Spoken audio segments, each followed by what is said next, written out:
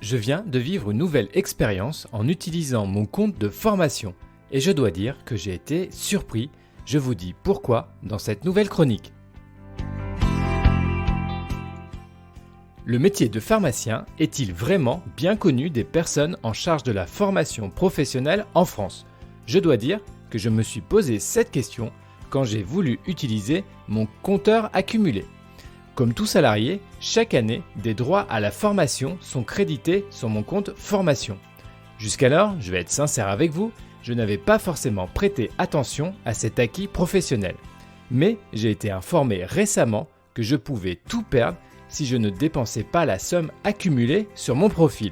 Donc, je me suis rendu pour la première fois sur le site moncompteformation.fr et effectivement, j'avais accumulé une petite somme intéressante. Fort logiquement, j'ai recherché les formations qui me sont proposées en inscrivant pharmacien comme compétence. Figurez-vous que les premiers résultats sortants m'ont plutôt surpris, car plusieurs formations me proposaient de devenir préparateur en pharmacie, voire en étant spécialisé en pharmacie hospitalière. Bien évidemment, je n'ai aucun a priori sur la formation de nos PPH, mais je dois dire que j'étais interrogatif sur les résultats obtenus. Le métier de pharmacien et les formations pertinentes ne sont donc pas connus de l'organisme de formation nationale. Les pharmaciens n'ont pas besoin d'être formés ? Bien sûr, j'exagère un peu, car effectivement, des propositions de master liées aux médicaments apparaissent bien dans les résultats. Mais je dois dire qu'aucune proposition par rapport à mes attentes ne m'a plu. Et c'est là où il y a probablement une vraie question à se poser. Pourquoi les formations type universitaire, DU, congrès ou encore DPC ne sont-elles pas référencées dans ces propositions ? Pourtant, je pense ne pas être le seul pharmacien à chercher des financements pour me former sur des sujets et des thématiques professionnelles de mon quotidien.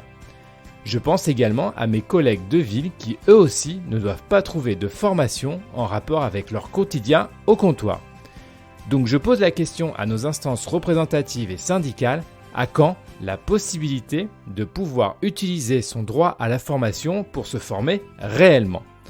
En attendant la réponse à cette interrogation, je me suis rabattu sur de l'anglais, c'est toujours une valeur sûre. En plus, c'est toujours utile aussi dans mon quotidien de pharmacien que dans ma vie en dehors de la PUI. Vous avez apprécié cette chronique ? Bonne nouvelle, vous pouvez le faire savoir en vous abonnant au podcast, en mettant 5 étoiles et en vous inscrivant à la newsletter. Et même si vous n'êtes pas d'accord avec le contenu, n'hésitez pas à laisser un commentaire, notamment sur les réseaux sociaux, pour qu'on puisse échanger ensemble.